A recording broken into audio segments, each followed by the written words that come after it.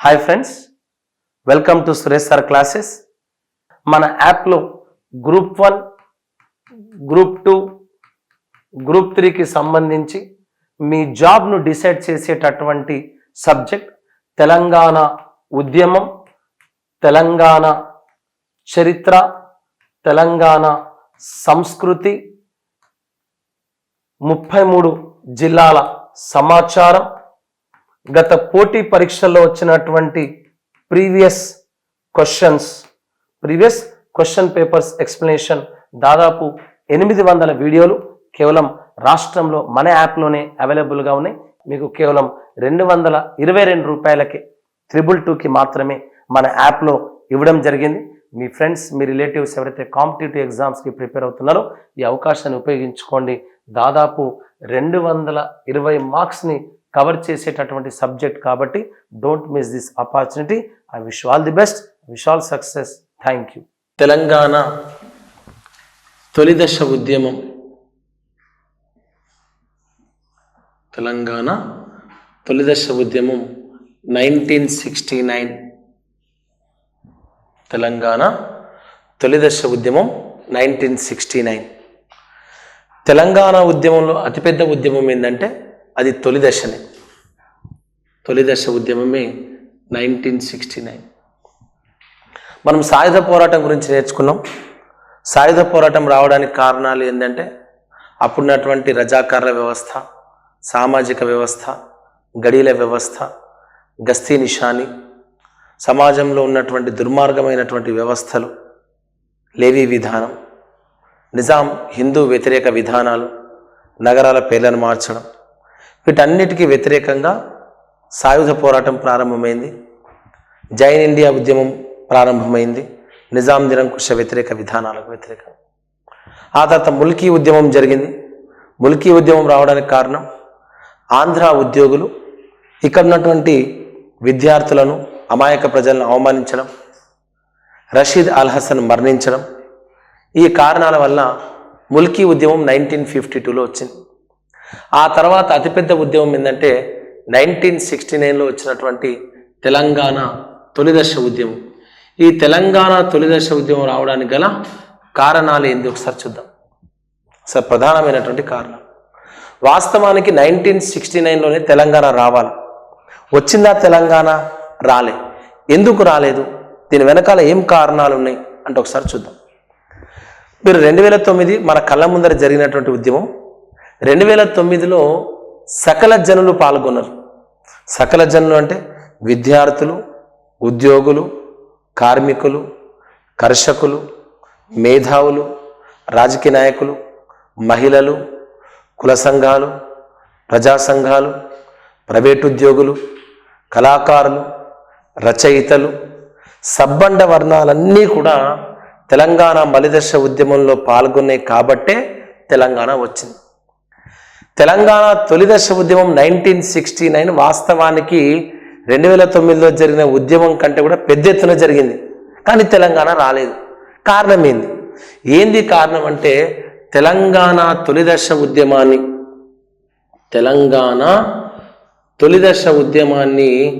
అందరూ చేయలే. 4 వర్గాలు మాత్రమే చేసినాయి. అంటే తెలంగాణ తొలిదశ ఉద్యమం పెద్ద ఎత్తున జరిగింది కానీ తెలంగాణ రాలే. కారణం ఏంటంటే కేవలం 4 మాత్రమే చేశారు. ఎవరా 4 అంటే ఆంధ్ర వాళ్ళు చేసిన అన్యాయాలను మొట్టమొదటగా గుర్తించింది ఎవరంటే ఉద్యోగులు. ఉద్యోగులకు అర్థమైంది ఫస్ట్. తెలంగాణ ఆంధ్ర విలీనమైన తర్వాత 1956 నవంబర్ 1 తర్వాత తెలంగాణకు జరుగుతున్న అన్యాయాలను మొట్టమొదటిసారిగా ఐడెంటిఫై చేసి మన ఉద్యోగాలకు ఎసరబడుతుంది అని గుర్తించింది ఎవరంటే ఉద్యోగులు. ఆ తర్వాత చైతన్యం పొందింది ఎవరంటే విద్యార్థులు. చదవడం అంటే ఉద్దేశం ఏంటంటే ఉద్యోగం రావాలా, మన ఆస్తులను మనం కాపాడుకోవాలా, మన నిధులను మనం కాపాడుకోవాలి. ఆ తర్వాత విద్యార్థులు చైతన్యం పొందారు. ఆ తర్వాత తెలంగాణ తొలిదశ ఉద్యమంలోకి వచ్చింది ఎవరంటే మేధావులు. అప్పుడున్నటువంటి అడ్వకేట్స్, అప్పుడున్నటువంటి జర్నలిస్ట్, అప్పుడున్నటువంటి నాయకులంతా కూడా మేధావి వర్గానికి చెందినటువంటి వాళ్ళంతా కూడా ఉద్యమంలోకి వచ్చారు. ఆ తర్వాత వచ్చిన 4వ వర్గం ఏంటంటే రాజకీయ నాయకులు. రాజకీయ నాయకులు వీళ్ళు మాత్రమే తెలంగాణ తొలిదశ ఉద్యమంలో కీలక పాత్ర పోషించారు. అవునా? అదే 2009 మలిదశలో మాత్రం చాలామంది పాల్గొన్నారు. విద్యార్థులు, మేధావులు, కళాకారులు, రచయితలు, మహిళలు, కుల సంఘాలు, ప్రజా సంఘాలు, ప్రైవేట్ ఉద్యోగులు, పిల్లలు, అవునా, నోరున్న ప్రతి ఒక్కడు జై తెలంగాణ అన్నాడు. కానీ తొలిదశ ఉద్యమంలో అట్లా జరగలే. మొదట ఉద్యోగులు వచ్చారు, ఆ తర్వాత విద్యార్థులు వచ్చారు, ఆ తర్వాత మేధావులు వచ్చారు, ఆ తర్వాత రాజకీయ నాయకులు వచ్చారు.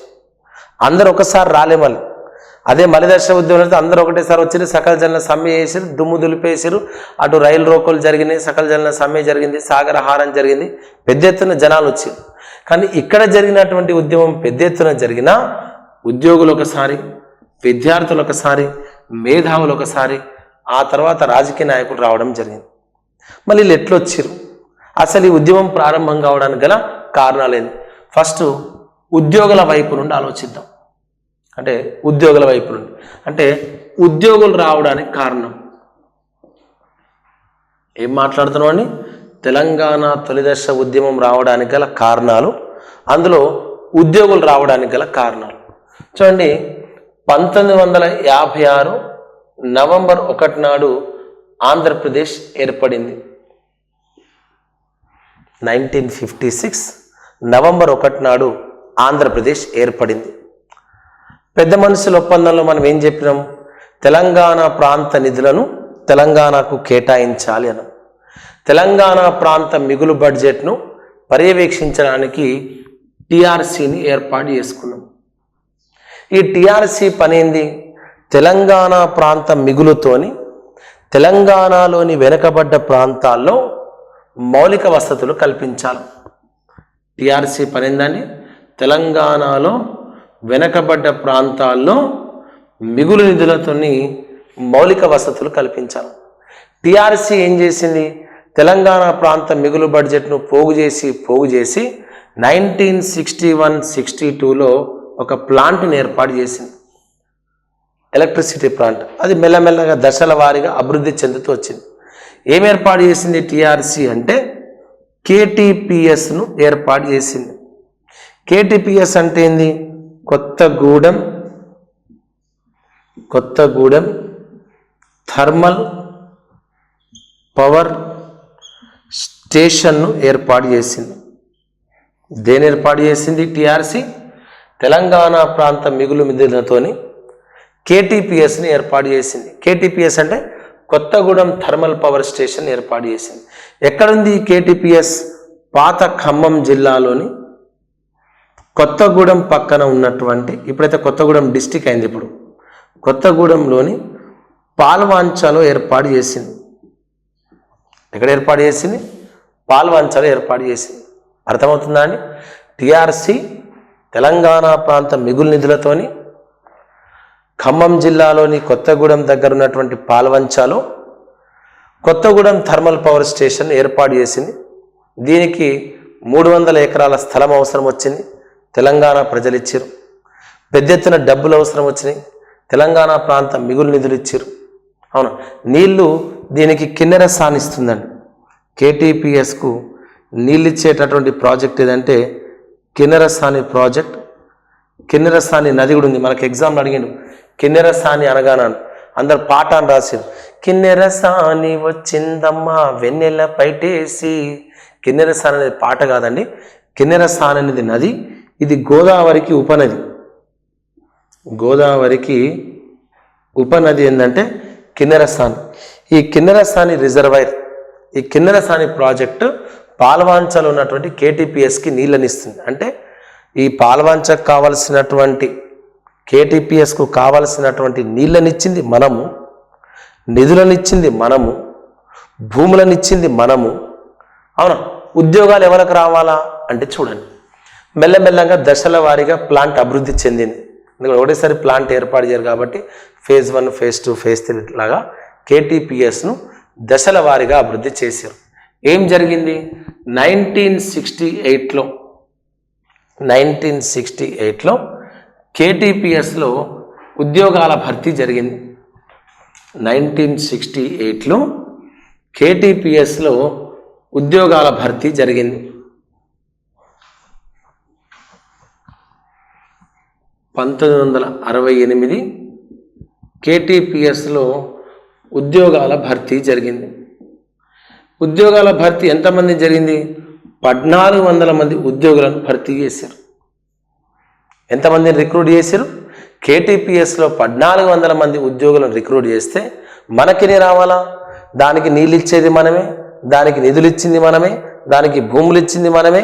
ఆ project KTPS Telangana Kothagudem thermal power station ఉంది తెలంగాణలోని ఖమ్మం జిల్లాలోని. 1400 మంది ఉద్యోగులను భర్తీ చేస్తే 200 తెలంగాణకు వచ్చినాయి, 1200 ఆంధ్ర వాళ్ళకు వచ్చినాయి. అంటే సొమ్ము మనది, సోకు ఆంధ్రోళ్ళది. అవునా? సొమ్ము మనది, సోకు ఆంధ్రోడిది. దీంతో మొట్టమొదటిసారిగా కేటీపీఎస్లో ఉద్యోగాల భర్తీలో జరిగినటువంటి అన్యాయాన్ని గుర్తించినటువంటి ఉద్యోగులు మొట్టమొదటిసారిగా బయటకు వచ్చి ఉద్యమాన్ని చేయడం జరిగింది. ఇది 1969 ఉద్యమం రావడానికి మొట్టమొదటి కారణం. చెప్తారు ఒకసారి? తెలంగాణ తొలిదశ ఉద్యమం రావడానికి మొట్టమొదటి కారణం ఏందండి? కేటీపీఎస్ ఉద్యోగాల భర్తీ విషయంలో తెలంగాణకు అన్యాయం జరగడం. 1400 ఉద్యోగాలను భర్తీ చేస్తే తెలంగాణకు కేవలం 200 ఉద్యోగాలు వచ్చినాయి, ఆంధ్ర వాళ్ళకు 1200 ఉద్యోగాలు వచ్చినాయి. ఈ అన్యాయాన్ని గుర్తించినటువంటి మన ఉద్యోగులు మొట్టమొదటిసారిగా నిరసన తెలియజేశారు. ఎవరి అన్యాయాన్ని గుర్తించింది? కృష్ణ అనే దినసరి కూలి డైలీ వేజెస్ ఎంప్లాయీ అంటాం. కృష్ణ అనే దినసరి కూలి తెలంగాణ ఉద్యోగులకు జరుగుతున్నటువంటి అన్యాయాన్ని గుర్తించి మొట్టమొదటిసారిగా కేటీపీఎస్లో నిరసన తెలియచేయడం జరిగింది. మనకు జరిగిన అన్యాయాన్ని గుర్తించింది ఎవరు? కేటీపీఎస్లో పనిచేస్తున్నటువంటి దినసరి కూలీగా ఉన్నటువంటి కృష్ణ మొట్టమొదటిసారిగా నిరసన తెలియజేసింది. అంటే మన ఉద్యోగాలకు రక్షణ లేకుండా పోయింది. దాంతో ఉద్యోగులు వెరీ వెరీ ఇంపార్టెంట్ అండి. దాంతో ఉద్యోగులు 1968 జూలై 10వ తారీఖు నాడు, వెరీ వెరీ ఇంపార్టెంట్, 1968 జూలై 10వ తారీఖు నాడు ఉద్యోగులు తెలంగాణ పరిరక్షణల దినంగా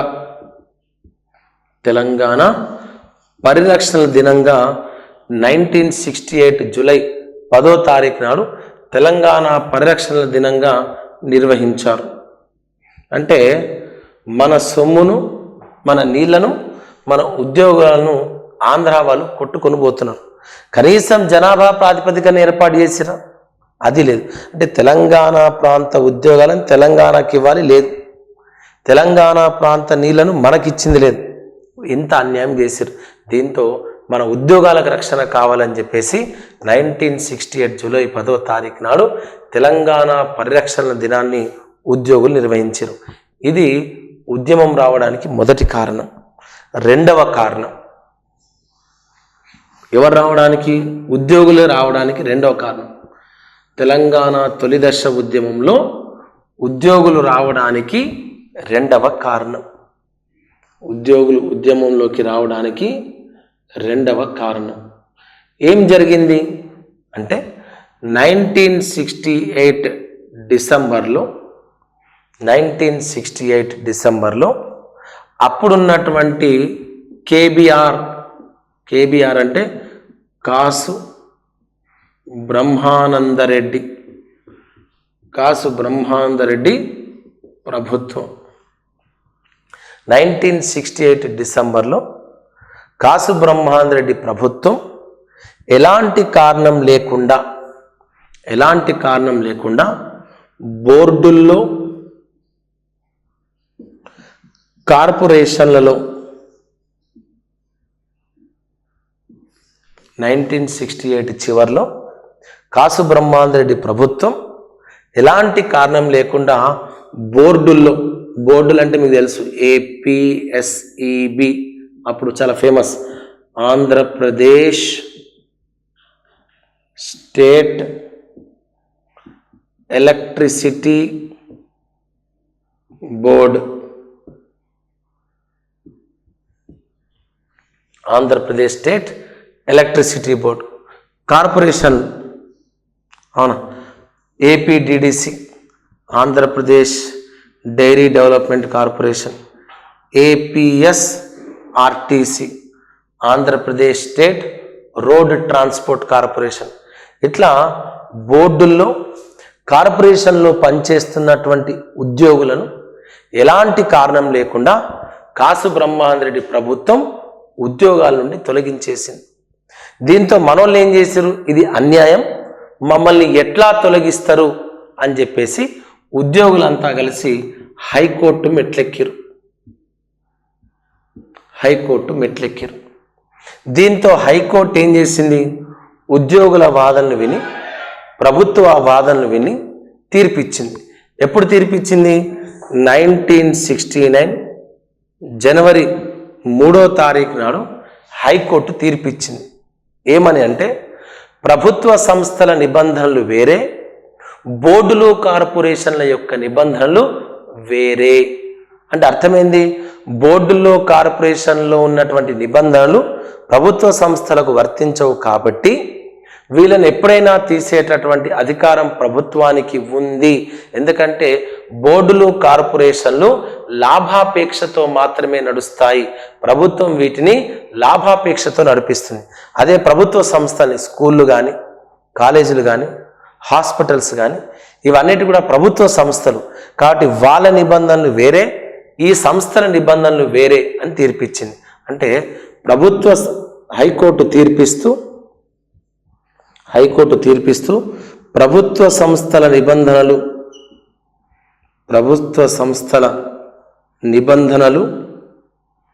బోర్డులకు కార్పొరేషన్లకు వర్తించవు అని తీర్పునిచ్చింది. అంటే అర్థమైంది, ఉద్యోగులను తీసేయడం కరెక్టే అని తీర్పిచ్చింది. దీంతో ఆగ్రహించినటువంటి ఉద్యోగులు మమ్మల్ని ఎట్లా ఉద్యోగాలకు వెళ్ళి తీసేస్తారు, ఖబర్దార్ కాసు బ్రహ్మానందరెడ్డి, మమ్మల్ని గనక ఉద్యోగాల నుండి తీసేస్తే రాష్ట్రాన్ని అంధకారం చేస్తాం అని చెప్పేసి ప్రభుత్వానికి అల్టిమేటం చేశారు.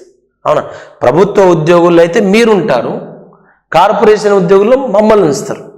ఆ కార్పొరేషన్ ఇప్పుడు ఏపీఎస్సిబి ఉంది, ఆంధ్రప్రదేశ్ స్టేట్ ఎలక్ట్రిసిటీ బోర్డులో కింది స్థాయి ఉద్యోగులు, హెల్పర్లు, జూనియర్ లైన్మెన్లు, టెక్నీషియన్లు, ఫోర్మెన్లు, లేబర్ వర్క్ చేసే వాళ్ళంతా కూడా తెలంగాణ వాళ్ళు, ఏఈలు, డిఈలు, ఎస్సీలు, యూడిసిలు, వీళ్ళంతా ఆంధ్ర వాళ్ళు. అంటే కష్టపడి పనిచేసేది మనము, ఉద్యోగాల్లో ఉండేది వాళ్ళ. ఖబర్దార్ కాసు బ్రహ్మానందరెడ్డి ప్రభుత్వం ఒకవేళ గనక మమ్మల్ని ఉద్యోగాల నుండి తీసేస్తే రాష్ట్రాన్ని అగ్నిగుండం చేస్తామని చెప్పేసి ఉద్యోగులంతా ప్రభుత్వానికి అల్టిమేటం జారీ చేశారు. దీంతో భయపడ్డటువంటి కాసు బ్రహ్మానందరెడ్డి ప్రభుత్వం అప్పటిదప్పుడే ఉద్యోగులతో చర్చలు చేపింది. ఆ చర్చల్నే ఆల్ పార్టీ అకార్డ్ ఏమంటామండి, ఆల్ పార్టీ అకార్డ్ అంటాం. దాన్నే అఖిలపక్ష సమావేశాన్ని ఏర్పాటు చేసింది. అందులో 50 మంది ఉద్యోగులు పాల్గొన్నారు, రాజకీయ నాయకులు పాల్గొన్నారు. ఆ సమావేశంలో ఉద్యోగులంతా ముక్తకంఠంతో మమ్మల్ని గనక ఉద్యోగాల నుండి తీసేస్తే రాష్ట్రాన్ని అగ్నిగుండం చేస్తామని చెప్పేసి అల్టిమేటం జారీ చేయడం జరిగింది. రైట్. హైకోర్టు తీర్పును వ్యతిరేకిస్తూ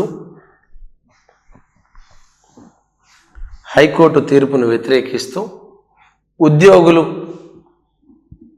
హైకోర్టు తీర్పును వ్యతిరేకిస్తూ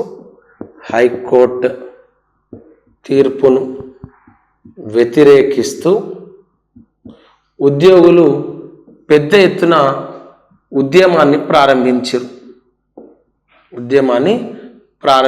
అంటే ఫస్ట్ ఉద్యమంలోకి వచ్చింది ఎవరంటే ఉద్యోగులు. 1968 జూలై 10వ తారీఖు నాడు పరిరక్షణ దినం, 1969 జనవరి 3 నాడు హైకోర్టు తీర్పు రావడంతో అప్పుడు ప్రభుత్వం దిగొచ్చింది. ఏం ఏర్పాటు చేసింది? ఆల్ పార్టీ అకార్డ్, దాన్ని అఖిలపక్ష సమావేశాన్ని ఏర్పాటు చేసింది. ఏర్పాటు చేసింది? అఖిలపక్ష సమావేశాన్ని ఏర్పాటు చేసింది. ఎప్పుడు? కేబీఆర్ ప్రభుత్వం 1969 జనవరి 19 నాడు ఆల్ పార్టీ అకార్డుని ఏర్పాటు చేసింది. ఈ సమావేశంలో ఉద్యోగులు ఏమన్నారు? ఖబర్దార్, అక్రమంగా ఎవరైతే ఆంధ్ర ఉద్యోగులు తెలంగాణలో పనిచేస్తున్నారో తక్షణమే వాళ్ళను ఆంధ్రాకు పంపించాల్సిందే అన్నారు. ఎంతమంది అక్రమంగా పనిచేస్తారు? 4500 మంది. 4000. ఇవి ఇంకా as per the government records, మన లెక్క ప్రకారం అక్రమంగా చాలా మంది ఆంధ్ర ఉద్యోగులు పనిచేస్తారు. అంటే చూడండి, 1956 నుండి 1969 మధ్య కాలంలో, అంటే దాదాపు ఎన్ని సంవత్సరాలు అంటే గట్టి కొడితే 12 సంవత్సరాలు, అంటే 12 years, 12 సంవత్సరాల లోపల 4500 మంది అక్రమ ఉద్యోగులు ఇక్కడికి వచ్చారు. అసలు మనం ఈ ఉద్యమం చేయాల్సిన అవసరం లేదు. అసలు 1969 ఉద్యమం రావడానికి ప్రధాన కారణం ఒకటే అండి. 1969 ఉద్యమం రావడానికి ప్రధానమైన కారణం ఏంటంటే పెద్ద మనుషుల ఒప్పందాన్ని పూర్తిగా తుంగలో తొక్కారు. మనకు హక్కుగా రావాల్సినటువంటి ఉప ముఖ్యమంత్రి పదవిని, ముఖ్యమంత్రి పదవిని ఇవ్వలేదు. టీఆర్సీని సరైనటువంటి సమయంలో ఏర్పాటు చేయలేదు. అక్రమంగా మన విద్యా సీట్లను తరలించుకుని పోయారు. అక్రమంగా తెలంగాణ ప్రాంత మిగులు నిధులను తీసుకుపోయి ధవళేశ్వరం ప్రాజెక్టును రిపేర్ చేయించుకున్నారు. ఉర్దూ భాషను పట్టించుకోలేదు. హెచ్ఎస్సికి అవకాశం ఇవ్వలేదు. ఇలాంటి అనేక కారణాల వల్ల ఉద్యోగం వచ్చింది. అంటే పెద్ద ఎత్తున ఈ 12 సంవత్సరాల్లో అక్రమ మార్గాల్లో ఉద్యోగులు వచ్చారు. ఏమన్నది ఆల్ పార్టీ మీటింగ్లో? తక్షణమే 4500 మంది అక్రమ ఆంధ్ర ఉద్యోగులను వారి వారి ప్రాంతాలకు పంపించి వేయాలి అని చెప్పేసి ఈ ఆల్ పార్టీ మీటింగ్లో డిమాండ్ చేయడం జరిగింది. దాంతో కాసు బ్రహ్మాందరెడ్డి ప్రభుత్వం జీవో నంబర్ 36ను విడుదల చేసింది. 1969 జనవరి 21వ తారీఖు నాడు ఏ జీవో వచ్చింది? జీవో నంబర్ 36ను విడుదల చేశారు. వెరీ వెరీ వెరీ ఇంపార్టెంట్ అండి. 1969లో అక్రమ ఆంధ్ర ఉద్యోగులను వారి వారి ప్రాంతాలకు తరలించడానికి కాసు బ్రహ్మాందరెడ్డి ప్రభుత్వం విడుదల చేసిన జీవో నంబర్ ఎంత? GO number 36. GO number 36. ఏంది జీవో నంబర్ 36 పని అంటే? ఆల్ పార్టీ మీటింగ్లో మనం ఏమన్నాం? తక్షణమే ఆంధ్ర ఉద్యోగులను పంపించాలంటే అప్పుడు ప్రభుత్వం అనేది తక్షణమే పంపిస్తామనేది జీవో విడుదల చేసింది. ఏ జీవో? GO number 36. ఏం చెప్తుంది జీవో నంబర్ 36 అంటే? చూడండి, జీవో నంబర్ 36 ప్రకారం, జీవో నంబర్ 36 ప్రకారం అక్రమ ఆంధ్ర ఉద్యోగులు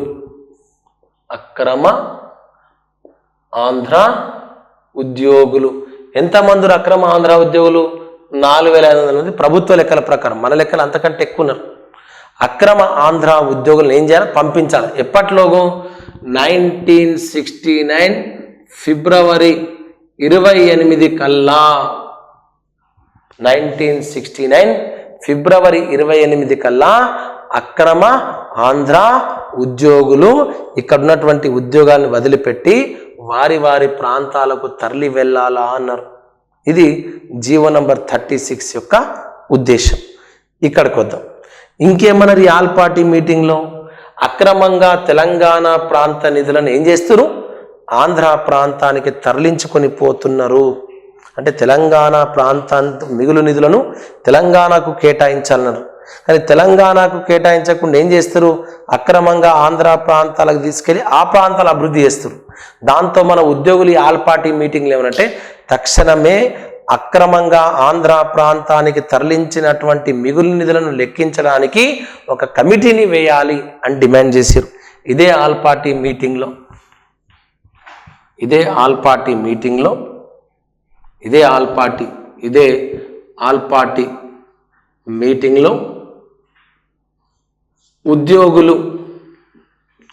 ఉద్యోగులు అక్రమంగా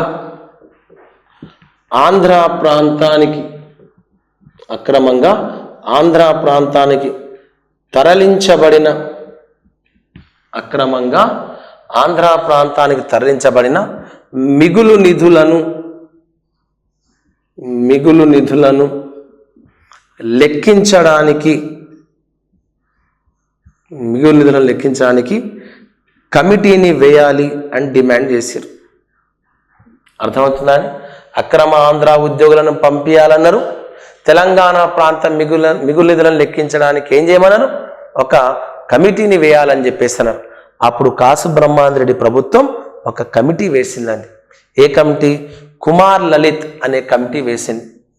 అవును, అక్రమంగా ఆంధ్ర ప్రాంత నిధులను, అక్రమంగా తెలంగాణ ప్రాంత నిధులను ఏం చేశారు? వీళ్ళు కొల్లగొట్టుకుని పోయారు. దానిపైన అప్పుడు కాసు బ్రహ్మాందరెడ్డి ప్రభుత్వం కమిటీ వేసింది. ఏ కమిటీ? కుమార్ లలిత్ అనే కమిటీని 1969 జనవరిలో వేయడం జరిగింది. జనవరి 21 నాడు ఏం చేశారు? కుమార్ లలిత్ కమిటీని నియమించారు. ఈడనేమో జీవో నంబర్ 36 ఇచ్చారు, ఈడనేమో కుమార్ లలిత్ కమిటీని వేశారు. ఈ కుమార్ లలిత్ కమిటీ పని ఏంది ఇప్పుడు అంటే, కుమార్ లలిత్ కమిటీ పని ఏంటంటే 1956 నుండి 1969 జనవరి వరకు అక్రమంగా ఆంధ్ర వాళ్ళు ఎన్ని నిధులను తరలించకపోయారు అనేటటువంటి లెక్కను తీయాలి.